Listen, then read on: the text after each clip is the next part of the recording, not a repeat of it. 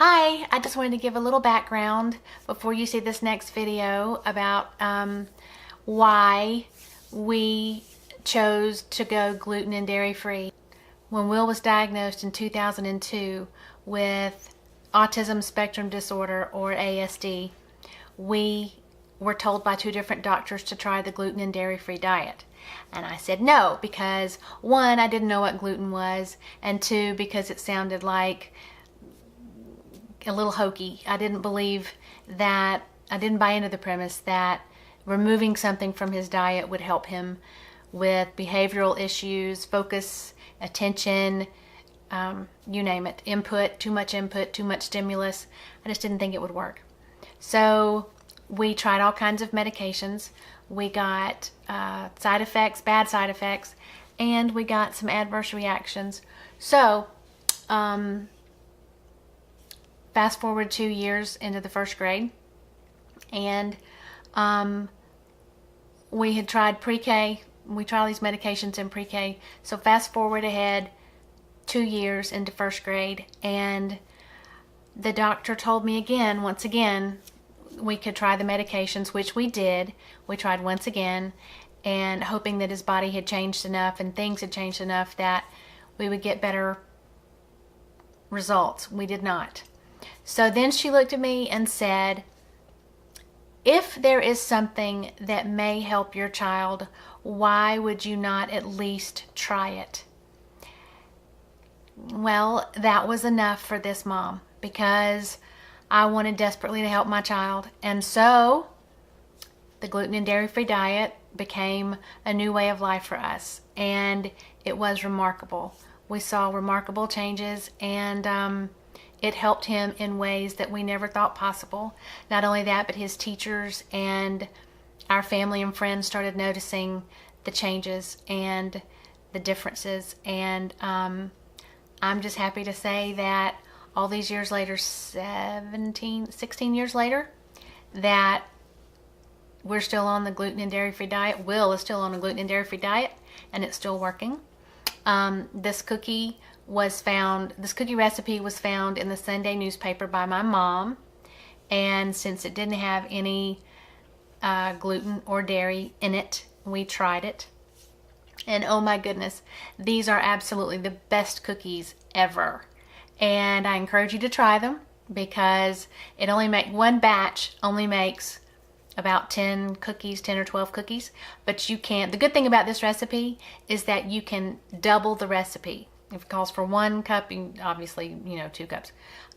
Just double everything and you get twice the amount of cookies, and that's always good, especially if you're like me and you're making them for a large crowd, which was a classroom party or a Sunday school party or a family get-together, or just for a night of movie watching, because these are really, really good. So I encourage you to try these cookies.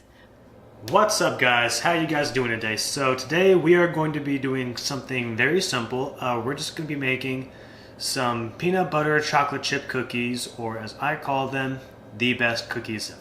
This is a very, very simple recipe, and it is one that we've used for years and years. Okay, so these are going to be our ingredients. We're going to have brown sugar, 1 cup of brown sugar, 1 cup of peanut butter, creamy preferably, 1 egg, 1 teaspoon of baking soda, 1 teaspoon of vanilla extract, and however many chocolate chips you want.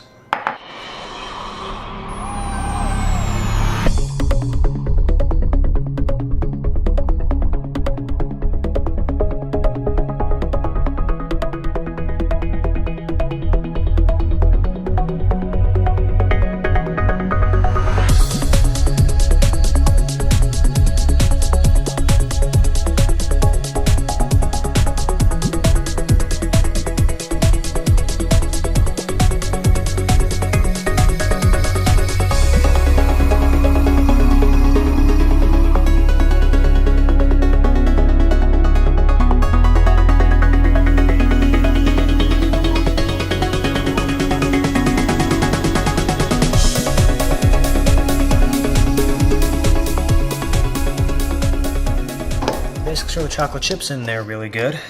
Next, when they're all good and stirred up, Get your ice cream spoon, or any round spoon basically. This one chops off the cookie dough when it's on, and you essentially just scoop it into one little flat piece and just spread them out on a non-stick baking sheet.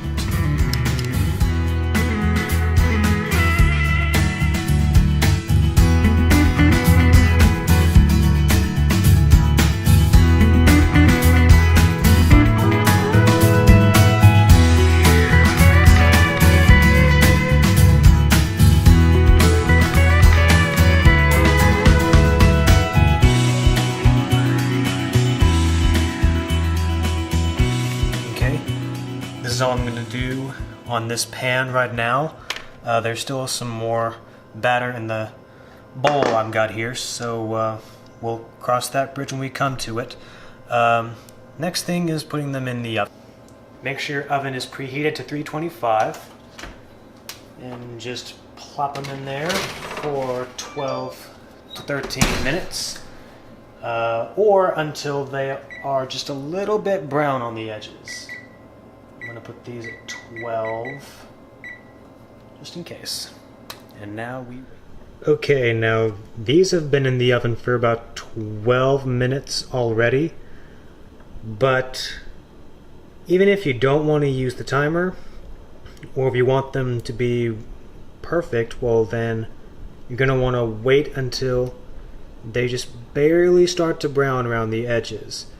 If they get a little too brown, then you're going to end up with burnt cookies, and no one wants that. Okay, these look about done because they're just barely browning around the edges. What we're going to do now is we're going to get a spatula and we're going to put them on a little cooling rack right here, and we're going to let them cool for 10 minutes.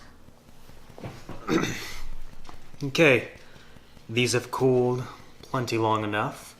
Now for the initial taste test.